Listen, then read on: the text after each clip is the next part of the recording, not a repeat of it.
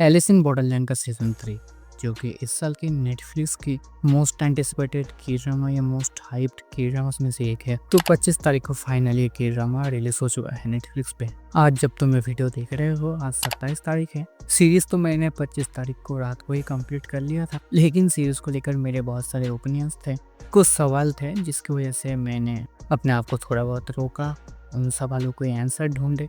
तो अब जाकर मैं ये वीडियो बना रहा हूँ।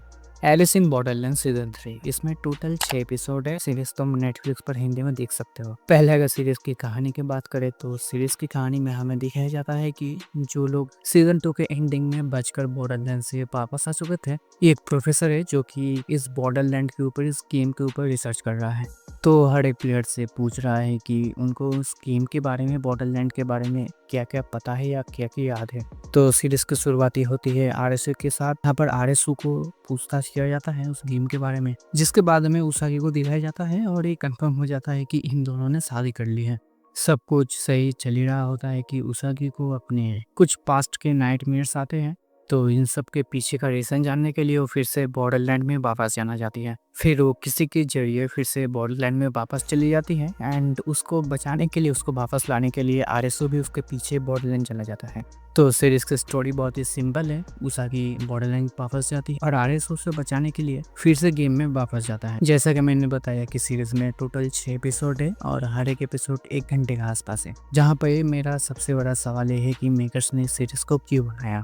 बस इसी वजह से कि आरएसओ फिर से गेम में वापस जाता है और उसागी को बचा के वापस ले आता है। सीजन 3 आने से पहले हमें ये सुनने को मिला था कि सीजन 3 फिनाले होने वाला है, मतलब कि इसके एंडिंग में हमें सब कुछ पता चल जाएगा कि बॉर्डरलैंड किसने बनाया है, इसकी असली सच्चाई क्या है। जहाँ पे स्पॉइलर अलर्ट के साथ हमें थोड़ा बहुत बताया गया है कि बॉर्डरलैंड क्या है, क्यों है, लेकिन पूरी तरह से नहीं बताया गया क्योंकि इन्होंने एक और सीजन या एलिस इन बॉर्डरलैंड यूएसए का अनाउंसमेंट कर दिया है सीरीज के एंड में। और पता नहीं कि इनका प्लान पहले से ये था कि यूएसए बनाने वाले हैं ये लोग एक और सीजन, या स्क्विड गेम देखने के बाद ही नया प्लान बना है।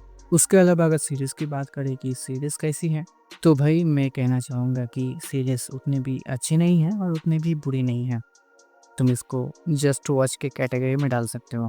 ऑनेस्टली बताओ तो इसका पहला 3 एपिसोड माइंड ब्लोइंग था। इसका पहला एपिसोड, फिर दूसरे एपिसोड में जब भाई वो पहला गेम स्टार्ट होता है किस्मत वाला, भाई क्या ही गेम था वो, उसको तुम मास्टरपीस कह सकते हो। फिर वो ज़ॉम्बी वाला गेम, फिर तीसरे एपिसोड में उसागी का ट्रेन वाला गेम, जहाँ पर हाँ इसका चौथा जो एपिसोड था वो मुझे थोड़ी सी एवरेज टाइप की लगी। चौथे एपिसोड में एक साथ एक ही टाइम पे दो गेम दिखाए गए हैं। पहला जो कि आरएसओ खेल रहा होता है और दूसरा जो कि उसागी खेल रही होती है। इस वजह से दोनों ही गेम थोड़े लंबे खींच जाते हैं और किसी एक तुम स्पेसिफिक गेम पर फोकस नहीं कर पाते हो।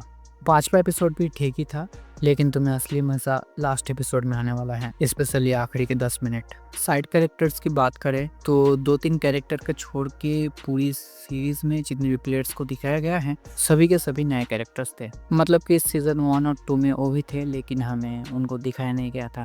फिर कुछ कैरेक्टर्स को पुराने कैरेक्टर के साथ मैच करने की कोशिश की है, जैसे कि इस कैरेक्टर को नागोमी के साथ। और हमें चिसिया की तरह एक कैरेक्टर देखने को मिलती है, एक लड़की जिसका नाम है रे। सच कहूँ तो पूरी सीरीज में मेरा फेवरेट कैरेक्टर यही थी। हाँ, चिसिया के ऑरा को मैच नहीं कर पाई, लेकिन जब जब उसकी एंट्री होती है सीरीज में देख के मज़ा ही आ जाता है कि लास्ट के 10 मिनट तो बहुत ही इंपॉर्टेंट है। मैं स्पॉइलर नहीं देना चाहता, इसीलिए तुम खुद ही देख लेना। अब अगर ओवरऑल सीरीज की बात करें तो सीजन 3 को लेकर मेरी जितनी उम्मीद थी, जितनी एक्साइटमेंट थी, सीरीज उतना तो नहीं दे पाती है, लेकिन टाइम पास के लिए इसका सीजन 3 ठीक है। मुझे तो लगता है एलिस इन बॉर्डरलैंड सीजन 3 बस एक बहाना था। इनको तो एलिस इन बॉर्डरलैंड यूएसए के अनाउंसमेंट करना था। तो हाँ, अब भी बहुत सारी चीज़ें हैं जो कि रिवील नहीं की गई हैं, जो हमें जब इसका यूएसए का वर्जन निकलेगा, फिर उसके 2-3 सीजन्स निकलेंगे, तब जाकर पता चल सकता है। तो तुम्हें कैसे लगा एलिस इन बॉर्डरलैंड सीजन 3? अपना ओपिनियन कमेंट पर जरूर बताना। इस तरह की वीडियोस और भी देखने के लिए डू सब्सक्राइब।